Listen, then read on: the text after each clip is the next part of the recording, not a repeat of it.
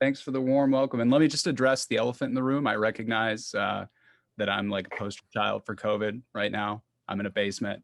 I have my COVID beard. Just got off another video call, and that was the feedback. So I get it. I totally understand. But to be perfectly honest, it wouldn't be much different if this were the pandemic. So just be aware of that.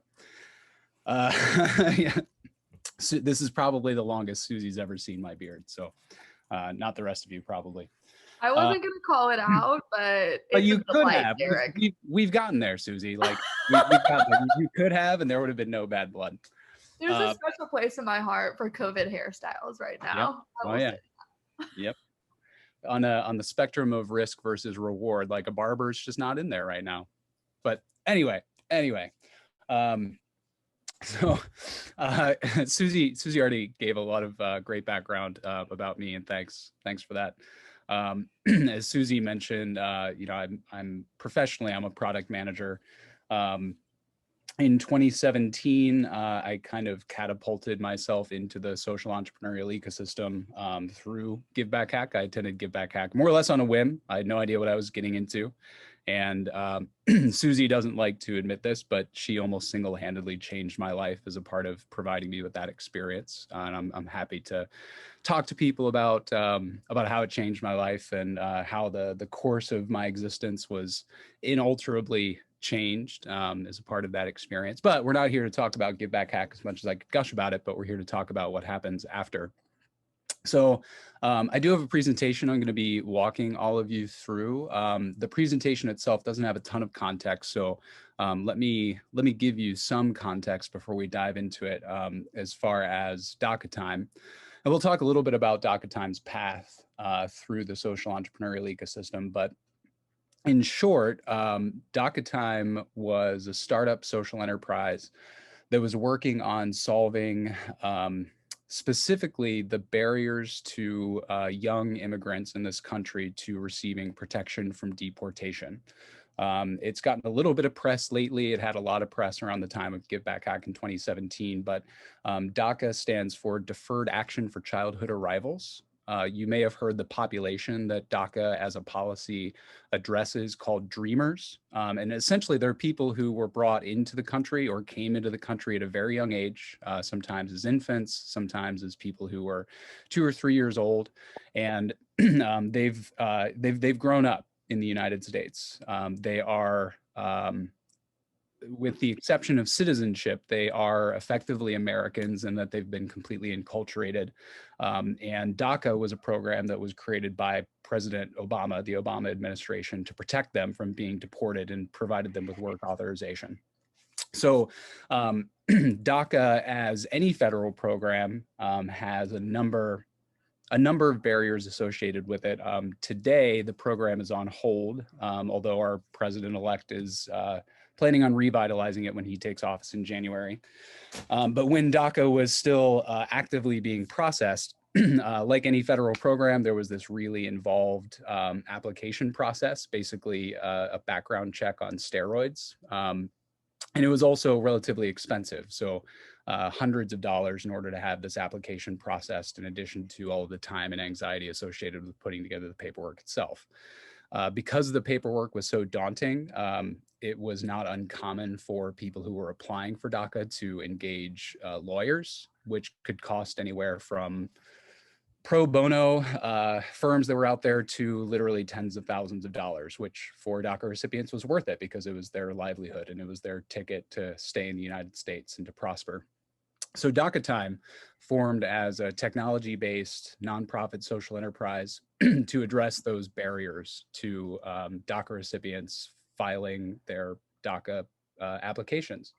And the way that we planned to do that was by creating essentially what amounts to the TurboTax for DACA applications. So for any of you who have filed your taxes using TurboTax or H&R Block, conceptually is sorry, I just got off another long video call, but conceptually it was really similar in that we would ask people a series of questions, we would have them upload some documentation, and we would provide them with their DACA application ready to file with the United States Customs and Immigration Services. I just threw a whole lot at you. Let me pause there just to see if you have any questions about DACA Time. conceptually before I dive into the presentation itself. Okay, you're all with me, which is awesome. So I am going to share my screen.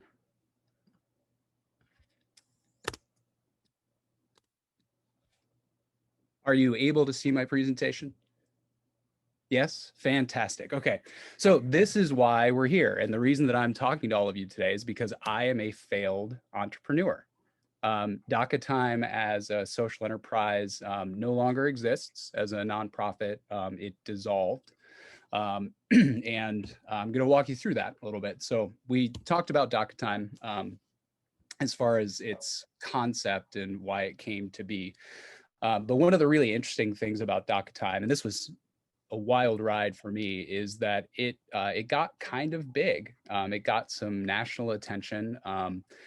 We had a lot of media coverage, not only here locally, but you can see that we were featured in CNN Money and Here and Now, different national publications, which was pretty surreal. And as I mentioned, this is kind of the path that we took as a team.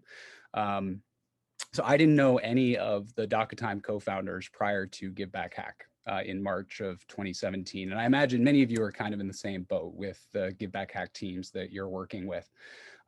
So we just formed as a team over that weekend around this idea of a TurboTax for DACA applications. The following weekend, the very next weekend, we went to the APTE Summit, the Alleviating Poverty Through Entrepreneurship Summit. That organization, I think, has since rebranded to the Business of Doing Good Summit, something along those lines. But it used to be APTE. And they used to have a pitch event. And as a part of that pitch event, which I think Susie also judged, if I'm not mistaken, we secured a spot in the Sea Change Social Enterprise Accelerator, which this year happened prior to GiveBackHack, but in 2017, it was GiveBackHack and then Sea Change. And then after securing our spot in the Sea Change Accelerator, we went through Sea Change throughout the summer. So again, this is a group of folks who didn't know each other in March, and then we spend basically the entire summer banging away at this solution to this really big problem and creating a business model and everything that all of you went through during the very condensed GiveBackHack period that you went through. And we ended up winning. We ended up winning the top prize of $40,000. So as I'm sure you can imagine, that was an intense experience for all of us. We literally went from nothing to identifying a problem that we thought that we could solve to having access to $40,000 in funding that we could use to accelerate the development of DACA Time as a software application. These are a couple of my favorite snippets from our rise to notoriety, I guess you'd say. So I never thought that I'd have my picture in Popular Mechanics, but DACA Time got me there. And the image on the right is a screenshot from the Metropreneur that named DACA Time the top new startup of 2017. It tickles me pink that we actually beat out Root Car Insurance that year. As many of you probably know, Root's gone on to become a $6 billion company that's now traded publicly. I was fortunate to work with part of that team as a part of that growth, but it was still fun to beat them out that year for the top startup of 2017. So then very shortly after having gone through Sea Change, this happened. So you can see the date here. This is September 5th, 2017. This is, I think, literally a week after we secured $40,000 in funding through Sea Change. The TLDR of this slide is that DACA was rescinded. So the Trump administration and the Trump White House decided that they were no longer going to accept new DACA applications or renewal applications and effectively phase out the program. So given kind of the pitch that I gave you for DACA Time, as I'm sure you can imagine, this was a crushing blow, not only for DACA Time as a business, because without these DACA applications, we had no business model. We had nothing around which we could build a business. But more fundamentally, this was a giant blow to, of course, DACA recipients whose livelihoods were suddenly threatened by the administration. Without DACA, they couldn't work. They had deportation hanging over their heads. So this is basically where we found ourselves, despite having just won around $40,000 in funding. So as I'm sure that you can imagine, this put us in a super precarious situation. We did ultimately take advantage of the funding. We worked with a local software firm called AWH that we partnered with in order to build out the software. There were some there were some developments in court after the initial rescission that allowed some applications to go through. So we continued to work on the concept. We still identified that there was a problem to solve. But ultimately, DACA Time as a social enterprise just didn't pan out. As I mentioned, we dissolved it as a nonprofit. We decided to incorporate as a nonprofit, and we weren't able to find meaningful traction in a way that would allow us as a social enterprise to deliver impact. So as I'm sure you can imagine, given any failure, let alone the failure of a business that had pretty swift path through the social entrepreneurial ecosystem and access to a lot of support. The big question is why? So why did DACA Time fail? Why, as a social enterprise, was DACA Time not able to succeed in the space and ultimately deliver the impact that it had promised as a social enterprise? And anyone on the call who has a background in product or maybe even user experience research or design, you're probably familiar with this exercise called the 5 whys. So the 5 whys is essentially an exercise where you look at a situation, or you look at a result, or you look at just something that's happening and you ask why, but then realizing that the first answer to that first why is probably not the ultimate cause of whatever it is you're analyzing.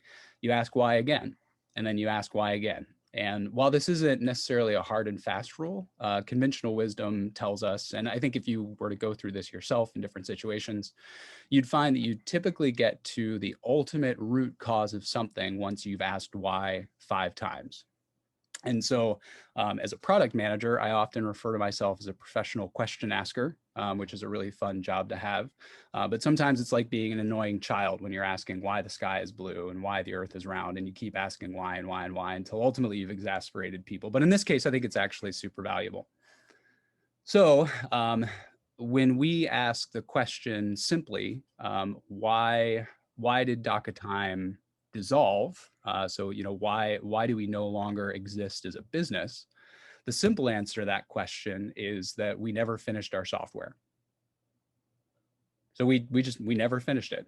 We got really far along. We had kind of the bones of the platform in place where we could ask people questions through our web interface, and we could actually populate a PDF form that someone could actually pay for and then download and then presumably send out. But it never got to a state where it was finished enough that we felt comfortable with launching to the market, because again, the folks' livelihoods were at stake. This application process could be daunting. They needed to be approved, and so if there was something wrong with our software that caused the application to be denied, that wasn't a risk that we were willing to take. So until it was really polished and market ready, we weren't willing to launch, but we never finished our software.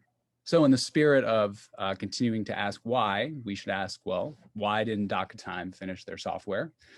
And the simple answer to that question is that we couldn't hire engineers. As anyone who's attempted to build a software company, or anyone who works with a company that builds software or works with technology in any capacity, you really need engineers.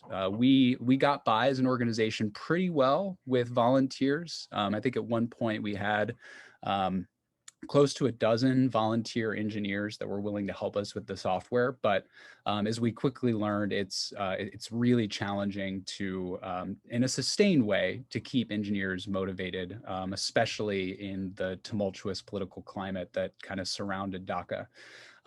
If we had been able to hire engineers directly as an organization, then we almost certainly would have been able to finish our software. So we have to ask why again. Well, why couldn't we hire engineers? Well, to hire anyone, engineers or otherwise, you need money, and we ran out. So as I mentioned, we had secured that $40,000 in funding through SeaChange. We used it, again, to partner with the product development company AWH, and they were very gracious. And we, if I'm being totally honest, we probably used more of their services than the $40,000 paid for. But we ultimately just got to a point where we were literally out of money. And the reason that we ran out of money is a pretty simple reason, that no one would fund us. And this was something that we did try to get additional funding. There are a number of pitch events that we attended across the country that had different prizes, not dissimilar from GiveBackHack or Sea Change. We were accepted to another accelerator that had a non-trivial amount of funding attached to it. But what we found was that no one would fund us. And as we continued to pursue different avenues for funding for DACA Time, and if we ask ourselves, well, why wouldn't anyone fund us? We come to, again, another pretty simple answer, which shouldn't be surprising to anyone, which is that the risk of the addressable market evaporating was too great. So again, when you think about DACA Time as a social enterprise, so the two components of that, of course, being one, impact being fundamental and most important, but two, being a viable, sustainable business. The organizations that we were approaching for funding acknowledged that DACA as a program, despite all of the legal challenges, despite everything getting hung up in court, despite the unfortunate emotional ping-ponging that was going on around whether or not new and renewed applications would be accepted, for any funder who is interested in either funding a business or funding social impact, the risk of the addressable market evaporating was just too big. So even if you think about the impact side of things, if DACA had been fully rescinded, then that investment would be, there would be no social return on investment. And of course, if someone were interested in investing in the business side of things, if there were no DACA applications to be processed, our business model being completely dependent upon processing DACA applications, we would no longer exist as a business and thus not be able to generate any impact. And as we know, because we've gone over it a little bit, we know that the risk of the addressable market evaporating was too great.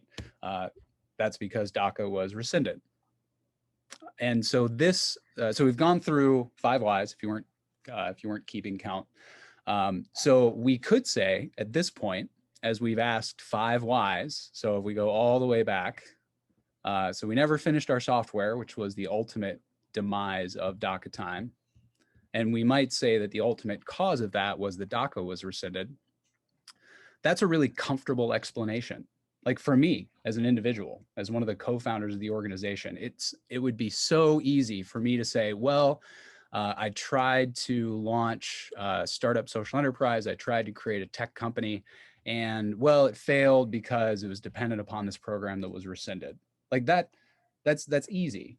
That's not an uncomfortable conversation to have at all. And I'll be completely honest with everyone here that especially as things were winding down and it was clear that the business wasn't going to succeed, this was a conversation that I had with a lot of people. But it completely absolves me and the rest of the co-founders of any personal accountability for the success of the social enterprise and the impact that we were trying to generate. And so I'm not satisfied with this. I might be comfortable with it, but I'm not satisfied with it. So I think that we can look at some different answers to those questions. So like if we go back to this whole idea that we ran out of money because no one would fund us, I think that there's a different kind of analytical path that you can go down to figure out why no one would fund us. And I don't know how familiar all of you are with the funding landscape for different types of organizations. But on the one hand, if you're not familiar with it, of course, you have the nonprofit end of the spectrum, which is primarily funded through grant-making organizations, impact investing, which are like debt investments, or philanthropy, which would be, donations. And those are really the options that you have as a nonprofit corporation.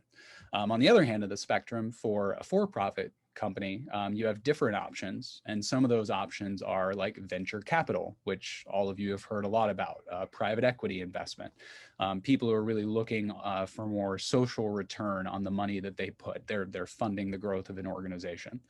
And we were actually approached by some firms who were interested in funding us in a venture investment capacity. But because we were a nonprofit,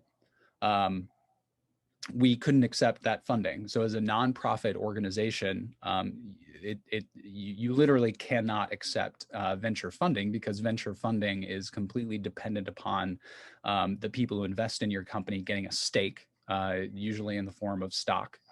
And as a nonprofit corporation, we had no stock. In fact, the public owned us as a business, and we were, well, not entirely bound by our decision to be a nonprofit. Nevertheless, it was something that would have been a pretty challenging thing to work through, to shift our incorporation status in order to accept additional investment. And the reason that so we still have another why, and I know it's hard to keep track of the number of whys at this point, but the reason that we incorporated as a nonprofit was because we didn't want investors to dilute our mission. So this was a very intentional decision that we made early on, especially as we were gaining some traction, especially as we realized that there was a lot of support for us in the ecosystem. We had very targeted and I wouldn't say lively, but we had very intentional conversations about, well, how are we going to fund this? Well, we don't want investors, because we don't want those investors to dilute our mission. If anyone's familiar, again, with venture capital, for instance, the way that you raise money is you give up shares in your company, and giving up shares in your company essentially means that you're ceding some amount of control of your company. And so we were concerned that if we did take on private investment as a for-profit company, then investors might essentially take what we were after and try to pivot the company away from ultimately our mission, which was making things easier for dreamers and helping dreamers' lives. So this is the end of that path. And again, this is kind of a little bit less comfortable, but nevertheless comfortable narrative around why DACA Time failed as a business, because I can go back and I can say, well, we didn't finish our software because we were a nonprofit and we couldn't raise money and we couldn't get investors. And that's logical. And I think that there's some truth to that. There's certainly some accountability associated with this explanation, because we did make the decision to incorporate as a nonprofit as opposed to a for-profit company. But I think that there's some even more interesting, different answers to explore. So let's go back to running out of money again as one of the reasons that we failed as a and one of the things that I've realized, especially in retrospect, and especially as I've had an opportunity to be a part of high growth startups, and I really didn't have any experience with high growth startups as I was embarking upon helping the team create DACA Time. But one of the bigger reasons that I think points to some more personal accountability is that we ran out of money because we didn't have any recurring revenue. And this is super important. And this is one of the things, this is one of the reasons why I was excited to talk to all of you about this today, because I think that as social enterprises, especially, it's because we're so passionate about our impact and because we're so passionate about doing good in the community, it's easy to overlook the other critical component of the social enterprise equation, which is you have to be a viable business. And if you're not a viable business, if you don't have any funding, then you probably won't succeed unless you want to go the nonprofit route, which is also fine. But we had no recurring revenue, so it just wasn't a model that we explored. And if we ask ourselves, well, why didn't we have any recurring revenue, right? I mean, that's a totally logical question to ask. You had a team, you had a lot of support. Why didn't you have any recurring revenue at this point? And the answer to this, even going down more the path of personal accountability, is that we never really established product market fit. And this is the part that starts to get embarrassing for me as a product manager. This is the part that starts to make me really uncomfortable, because product management is all about establishing and retaining product market fit insofar as it enables you to generate revenue through your product. So we didn't do a lot of the product-y things that in hindsight, and especially given the experience that I have now, that we really ought to have done, like come up with clever, lightweight ways to start bringing in some revenue ahead of our having developed our fully fleshed out solution. So if we ask ourselves, well, why didn't we ever take the time to establish product market fit? Why didn't we ever take the time to work on other clever ways to generate revenue for our business, acknowledging that we were going to run out of runway eventually? Well, the reason for that is because we were so in love with our solution that we fell into a build trap. So if you think back to the timeline that I showed you from the very start, at the beginning of GiveBackHack, we had this idea in our head of the turbo tax for DACA applications. And we were in love with this solution. We had spent literally months and months and months pitching this solution to people. And we fell so in love with this particular solution that we couldn't see any other direction for DACA Time. We couldn't identify any other sources of recurring revenue for us as an organization because we were so focused on building this thing that, as it turned out, was a lot more challenging for us to build than we thought that it was going to be, that we never explored other ways that we might start to generate impact. We never explored other ways that we might start to solve some of these problems with the immigrant community in ways that were nevertheless valuable and might generate some revenue.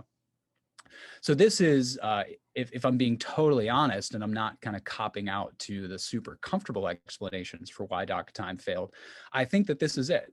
I think of all of the other paths that we could have taken had we avoided the build trap, so to speak, had we not been so in love with the solution to the problem that we had envisioned for DACA Time, we probably would have been in a vastly different position later on when we ran out of money. Maybe we never would have run out of money.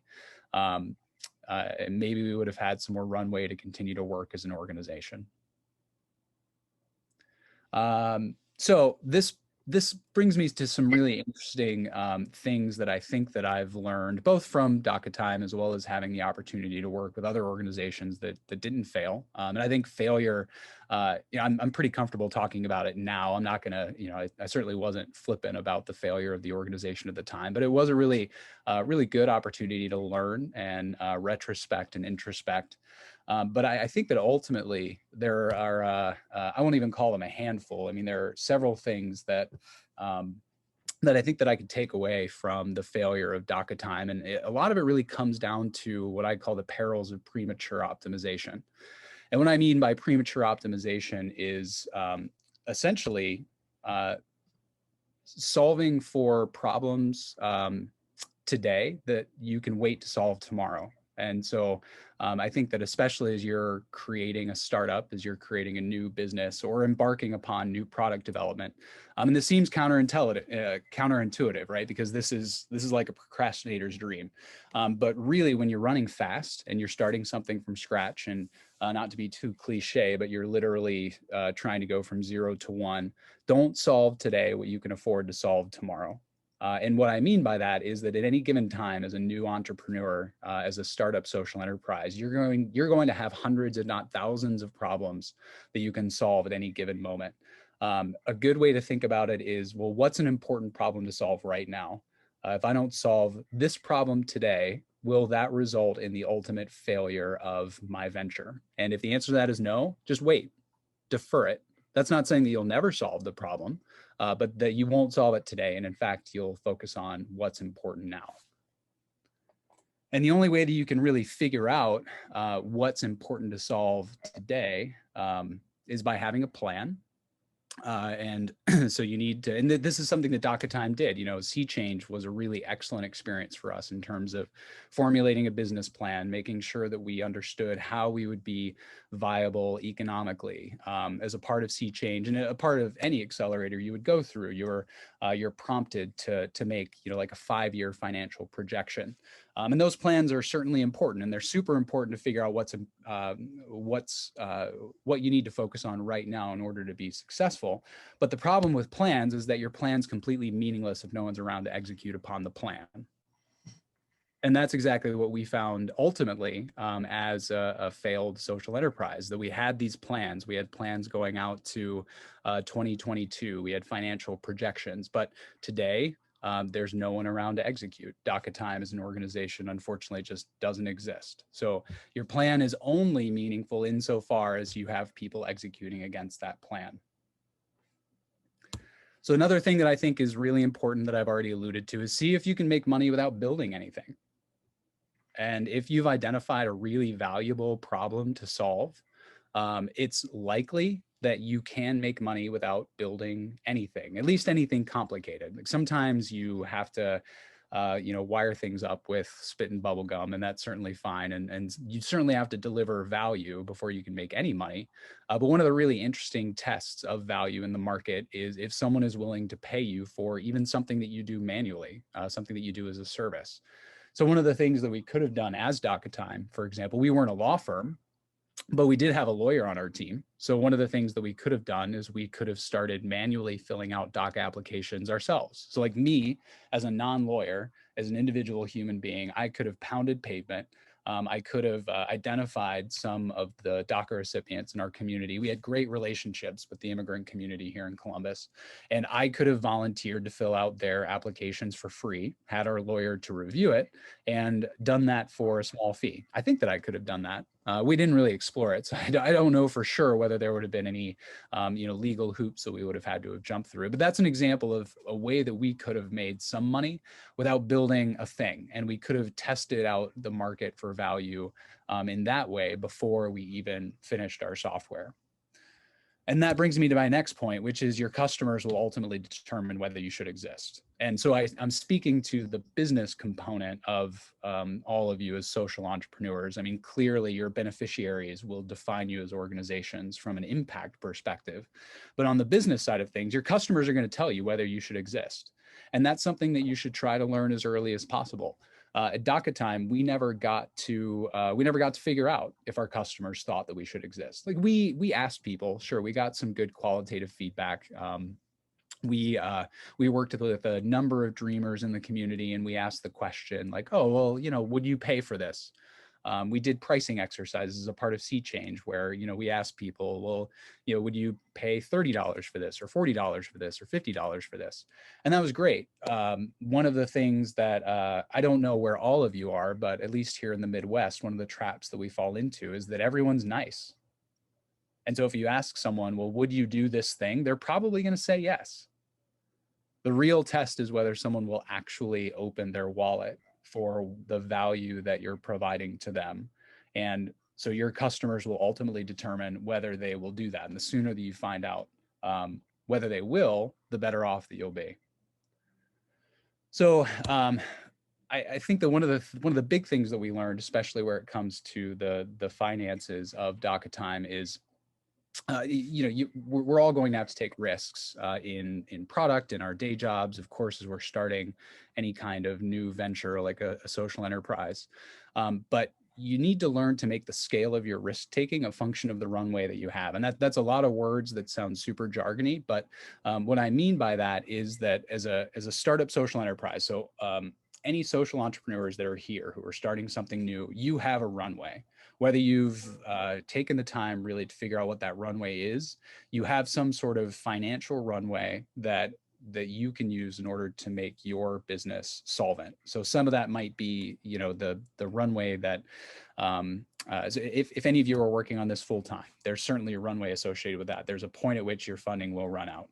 For some of you, this might be a side hustle. Well, your runway is probably the length of time that you can spend with this being a side hustle on top of your life and on top of your day job.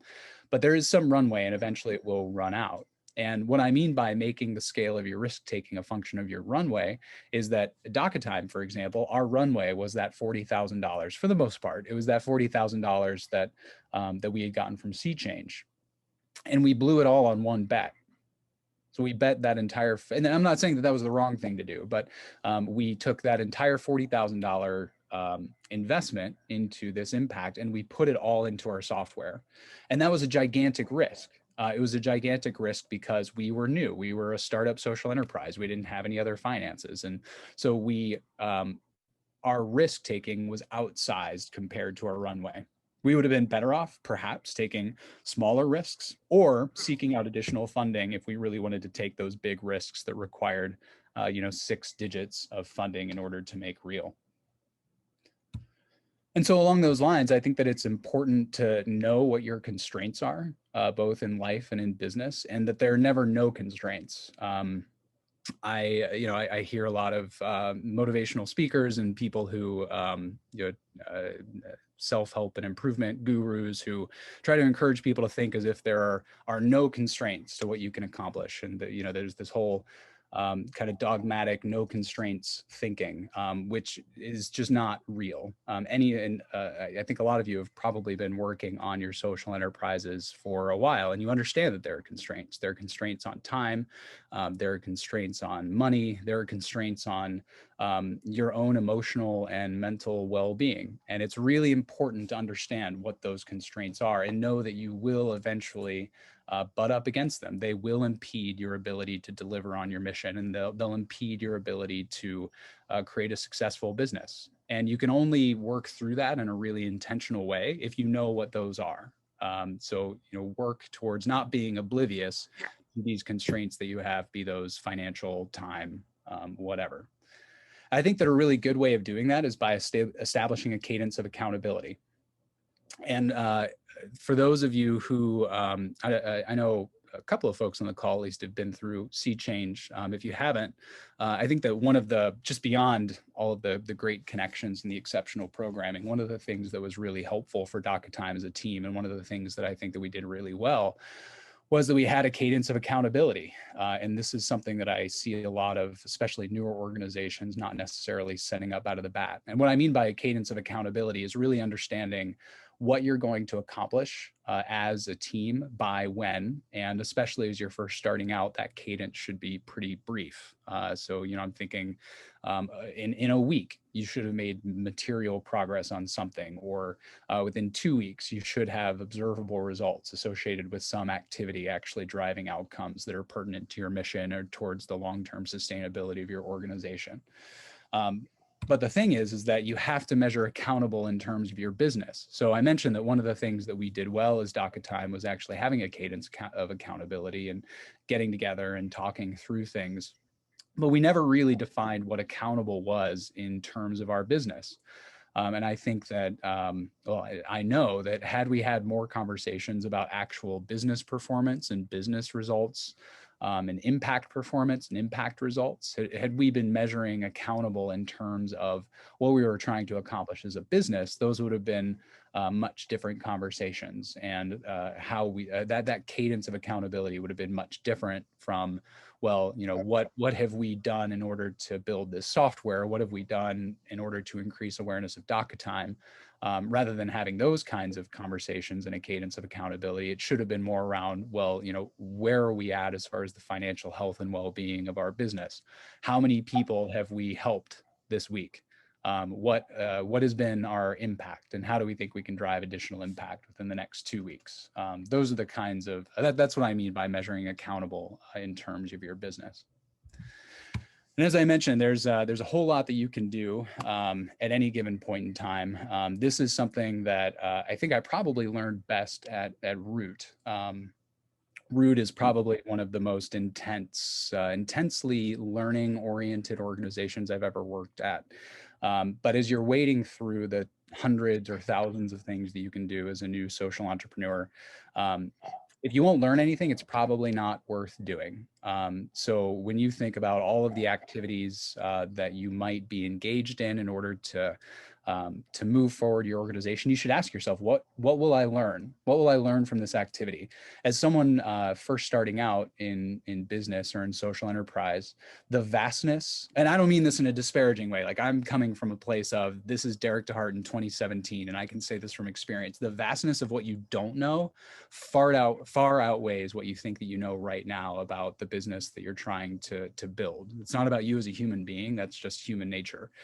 So it's really important right now that you learn as quickly as possible, and that you orient all of your activities around de-risking these things and learning about your customers and learning about the value proposition and how your product sits in the market. So, as we think about DACA Time and what we were doing some really interesting things. We were doing good work. I think that it's fair to say that we contributed meaningfully to the conversation about Dreamers and DACA in Central Ohio and Columbus. We started working on a national footprint. I went out to San Francisco and participated in some pretty meaningful events there. But we didn't learn anything from it. We were doing it because it was probably the right thing for us to do as an impact organization, but as a business, ultimately it didn't add any any value to our long-term sustainability, and it really didn't drive any impact for us. And unfortunately, we didn't learn much from it. And then the last one is really knowing when to quit. And this is not intended to be any sort of endorsement for quitting or quitting prematurely. But I think that it is important to know when it's time to throw in the towel. And I think DACA Time actually did this pretty well. I guess it's unfortunate to say that one of the things DACA Time did pretty well was knowing when to quit. But yeah, a lot of people ask, which is a great question. You know, when did we know? When was the signal that we really weren't going to get any more traction beyond where we were at? And that moment for us was when we were pitching an entrepreneurial support organization based out of California who specifically supported immigrant entrepreneurs and undocumented immigrant entrepreneurs. Oh, and I forgot to mention one of our co-founders was herself a DACA recipient. But that organization refused to fund us because of the risk of DACA evaporating, and that was kind of the time for us when we were like, okay, we're not going to get any money, and we don't have any way to hire anyone to revitalize this, so it's time for us to dissolve. So I say that this is important because you're all here. You have passion and you have capability to make a big impact. And I don't want to encourage you to bail on anything prematurely, but if you have a cadence of accountability and you can tell yourself, if I don't, or if we as a team don't get to X results by Y time frame, can we convince ourselves that something's going to be different in the future? If the answer to that question is no, then you as passionate, capable individuals should move on to the next problem. You should start solving the next problem, or pivot the organization in a way that makes sense and is actually going to drive meaningful change and meaningful results. Nothing, I think, is more frustrating than watching really capable people bang their heads against a problem that just isn't going to get solved. It's a hard thing to know when to quit, but having the conversation, I think, is super important. So thanks for letting me talk. I hope that was valuable. Let me stop sharing my screen. I think there was some chat activity. So let me pause for, well, not pause. Let's wrap with questions. Yeah. Are there any questions that jump out? Hi, Derek. That was a really, really cool presentation, and thank you for being vulnerable enough to walk us through your experiences. I really appreciate that. I just wanted to say that I don't have any questions at this time because I kind of just want to absorb and talk to my group about all of this and bring up these ideas as our riskiest assumptions, and then maybe circle back with you if we ever find ourselves in a rut and trying to figure out where to go next if we're feeling like we can't move forward. Oh yeah, absolutely. And I geek out about this stuff. So anytime you want some hard-earned advice from a failed entrepreneur, don't hesitate to reach out. I'll keep that in mind. And also, side note, beautiful presentation, very engaging. I know it's the little things, but I thought it was great. Oh, thanks. I appreciate that. I have a question. Go, KK. Do you see DACA Time as something that could resurface now that things are moving and changing a little bit? It's a great question. There is, depending on how things go with immigration, specifically for that segment of immigrants, I believe that there is an opportunity for a business to exist that can support them in a very similar way to DACA Time. DACA Time as a team, that's not really in the cards. The co-founders have all, we're still all friends, but Brooke and Natalie moved to Chicago. Nicholas moved to Philadelphia.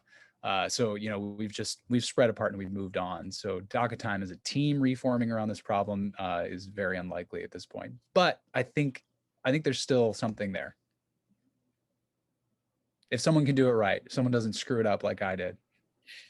I mean, there was a lot of reasons why, as we got into in your presentation, but a lot of it did end up being really attributed to timing is still the takeaway I got here. But I really appreciate all of your tips at the end. And that's not a question, but just this is really useful. I really appreciate it. Good, good. I'm glad it was useful. And this is being recorded, so it'll be available for posterity. Yeah, and Sure is. I have a quick question. For a lot of social entrepreneurs that are starting up where their solution might take a while to develop, what are some different ways that they can generate income early on? It's a great question. Yeah, and there's no one size fits all answer to that, but especially in the realm of software, and forgive me for probably waxing academic a little bit, but software exists in terms of something that adds value to the world because it does something that's a pain in the ass, right? So the reason people pay for software for the most part is because it does something that they don't want to do, or they don't want to pay someone to do. So the value exchange between software and another human being is more often than not a value exchange, not of money and software, but of money and time. And so if you as a business can find another way to exchange money with time, you don't need software to do that. It's why services companies exist. So again, I mean, it's a contrived example, but with DACA Time, like we could have filled out those applications manually. We may have been able to make money that way. And I think that if someone's really hung up on a software solution, I would challenge them to think like, well, what is the process that you're automating with the software? What does the software do that a human would do? And can you do that thing and get someone to pay you for it? That's not always a simple answer. Like that's not a, yeah, but that's one thought exercise that someone could go through if they're working on a really big build out. The other thing that I would say is that big build outs are generally a bad idea. And so the more that you can do to deliver something that's lightweight, but nevertheless saves time so that you can begin learning and you can start creating these virtuous cycles of getting customer feedback and learning what you've gotten wrong, the better off you are. So that, I mean, again, this is why it's a little humbling and embarrassing for me as a product manager. The fact that it took us this long to build the software should have been a pretty strong signal that something was wrong. When I know better, you know, high fidelity prototypes could have gone a long way to moving us forward than the big software build ever did. Derek, I thank you. I am consistently impressed by you every time we talk, or every time I see one of your talks. So when it comes to, so you talk a lot about filling out the DACA applications manually, which I think is brilliant. And I see a lot of benefit to that. I think two of the main reasons that you listed, one of them was to pull in dollars, a potential revenue opportunity.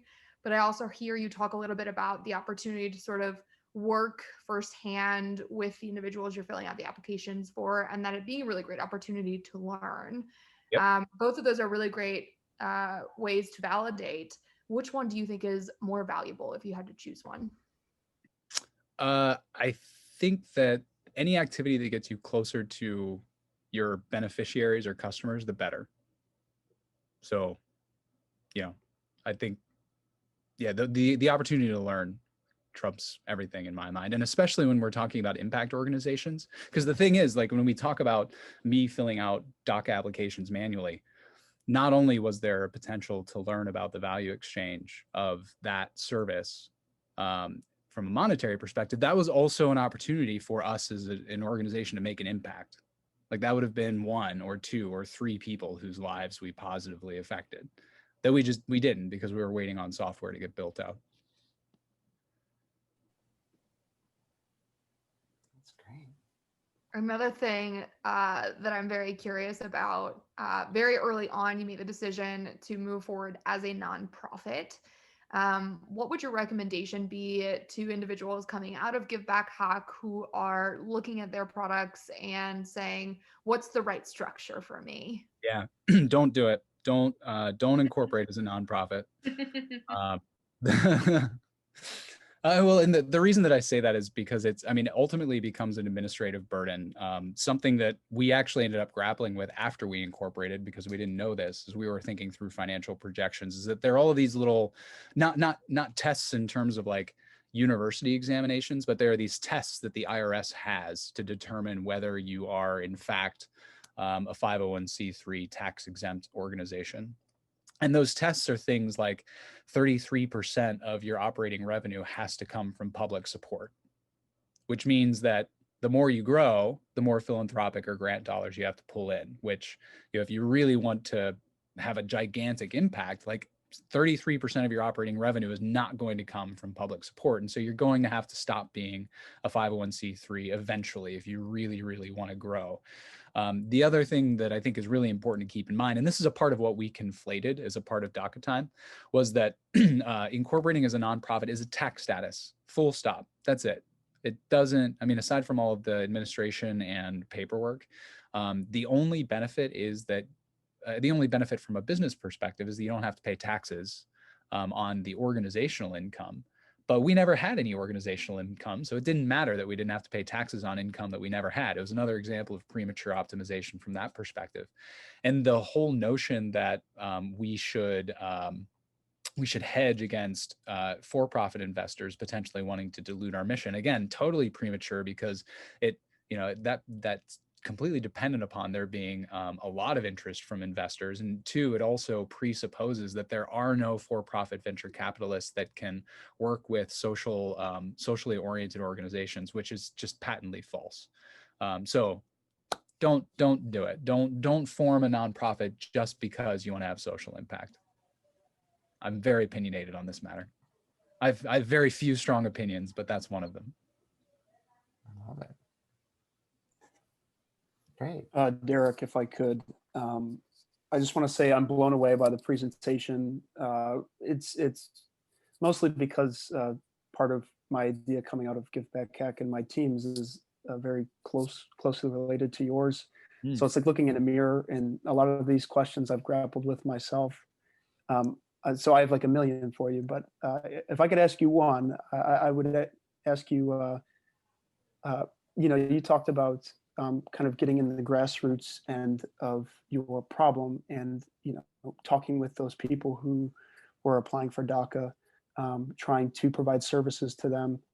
And I know you've touched on this a little bit, but where do you draw the line between doing positive press, and how should we incorporate, and then actually like the nuts and bolts of your product? Because our ideas relate in the sense that they're both software ideas. And again, like the overhead of software is very daunting. So I guess my question is, how do you explain to your team, okay, this is the time that we need to take to bury our heads into our product and make sure it's the most user-friendly, the most viable product that we can build, but at the same time, not overextending ourselves when it comes to all the other things, when it comes to the financial burdens that come with growing and stuff like that? That is a great and pithy question, Owen. And let me just say, if you have 100 questions, I'm happy to sync up anytime. So I don't know, Emily or Adam or Susie, if you want to send my contact information around, but I'm always happy to chat about this stuff. Like I said, I'm a geek about it in general. So there isn't a simple answer to your question, Owen. There is no one size fits all solution to the problem of to ship or not to ship. And in fact, there have been some really interesting kind of counter examples to that whole notion. Like Superhuman is an email client that basically sat on their product for 8 months before they decided to launch anything, because their founder insisted that it be perfect. And like he made a good bet as far as that's concerned. But again, I would kind of go back to one of those axioms I had that make your scale your risk with your runway. And so the more you can do now to de-risk all of the risky assumptions that you're making now, do those things. Some of that will be building software. Some of that won't be building software. But if you're working with your team on a week over week basis, and you're constantly challenging yourselves, well, like, what did we learn last week? What are we going to learn next week? I think that you'll find more tactical plans starting to emerge. But I'm happy to dive into that with you, maybe with a little bit more specifics, just because I don't know that there's a good general answer to your question. Yeah, absolutely. I have your email down here, so I really appreciate it. Definitely something that I'll be considering going forward. So yeah, right on. Fantastic. And we're kind of right at the hour. So first, I want to thank Derek for coming here and launching our Give Back Hack success series, but sharing some really useful information. So thank you very much for coming. Yeah, my pleasure. Thanks for having me.